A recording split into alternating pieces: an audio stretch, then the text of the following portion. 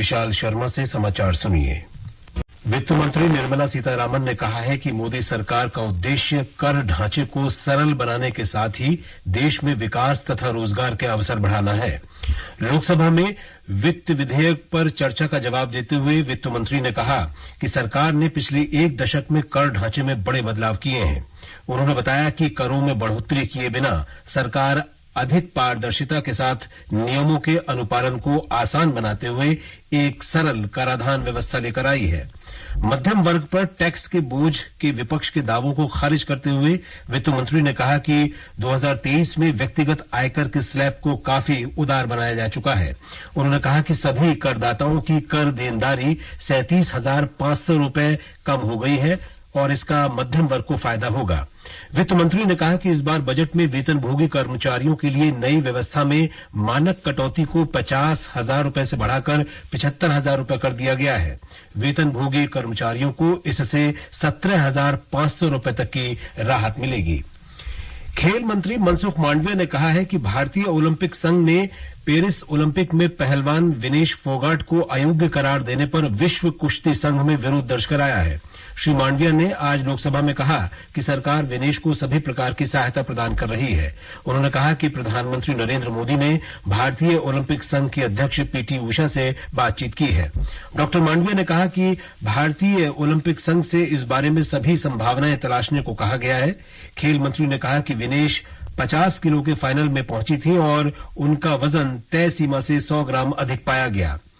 इस बीच भारतीय ओलंपिक संघ के अध्यक्ष पीटी उषा ने बताया कि भारतीय कुश्ती संघ ने यूनाइटेड वर्ल्ड रेसलिंग से इस निर्णय पर पुनर्विचार करने की अपील की है। राष्ट्रपति द्रौपदी मुर्मू, प्रधानमंत्री नरेंद्र मोदी और गृह मंत्री अमित शाह ने विनेश फोगाट को अयोग्य ठहराए जाने पर दुख व्यक्त करते हुए कहा है कि निराशा की इस घड़ी में पूरा देश उनके साथ है। राष्ट्रपति ने कहा कि ओलंपिक खेलों में फोगाट के बेहतरीन प्रदर्शन ने देश और देशवासियों को गौरवान्वित किया है। प्रधानमंत्री मोदी ने कहा कि पहलवान फोगाट चैंपियनों में चैंपियन है और भारत का गौरव है, जो हर भारतीय के लिए प्रेरणा का स्रोत है। गृह मंत्री ने कहा कि विनेश इससे उबरकर फिर से विजेता बनकर वापसी करेंगी। सरकार ने कहा है कि वर्तमान पेराई सत्र 2023-24 में गन्ना किसानों का लगभग 95% से अधिक बकाया पिछले महीने तक चुकाया जा चुका है। उपभोक्ता मामले, खाद्य और सार्वजनिक वितरण राज्य मंत्री श्रीमती नीमूबेन जयंतीभाई बामभानिया ने लोकसभा में ये जानकारी दी। केंद्र सरकार ने 10,000 रेल इंजनों पर कवच प्रणाली लगाने के चौथे संस्करण को स्वीकृति दे दी है।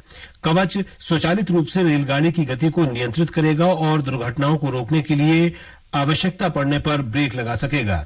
नई दिल्ली में रेल मंत्री अश्विनी वैष्णव ने कहा कि मंत्रालय ने कवच लगाने की प्रक्रिया अगले 2 वर्षों में पूरा करने का लक्ष्य रखा है।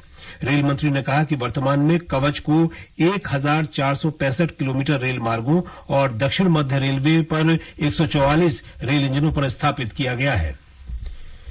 निर्वाचन आयोग ने 9 राज्यों की रिक्त 12 राज्यसभा सीटों के चुनाव कार्यक्रम की घोषणा कर दी है। अधिसूचना 14 अगस्त को जारी होगी। उम्मीदवार 21 अगस्त तक नामांकन दाखिल कर सकते हैं। 22 अगस्त को नामांकन पत्रों की जांच होगी। नाम वापस लेने की अंतिम तारीख 26 और 27 अगस्त है। चुनाव 3 सितंबर को होगा। बांग्लादेश में भारतीय उच्चायोग ने सभी भारतीय नागरिकों को पूरी सतर्कता बरतने की सलाह दी है। उच्चायोग ने कहा है कि भारतीय नागरिक अनावश्यक कहीं आने जाने से बचें और घरों में ही रहें। आपातकालीन स्थिति में सहायता के लिए उच्चायोग ने कई 24 घंटे काम करने वाले टेलीफोन नंबर जारी किए हैं।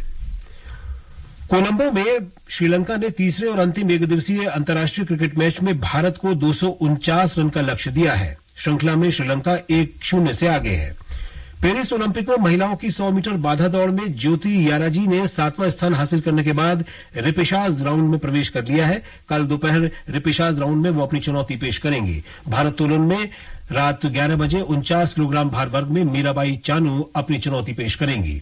3000 मीटर स्टीपल चेस के फाइनल मुकाबले में अविनाश साबले आज देर रात दावेदारी पेश करेंगे। इसके साथ ही ये समाचार बुलेटिन समाप्त हुआ।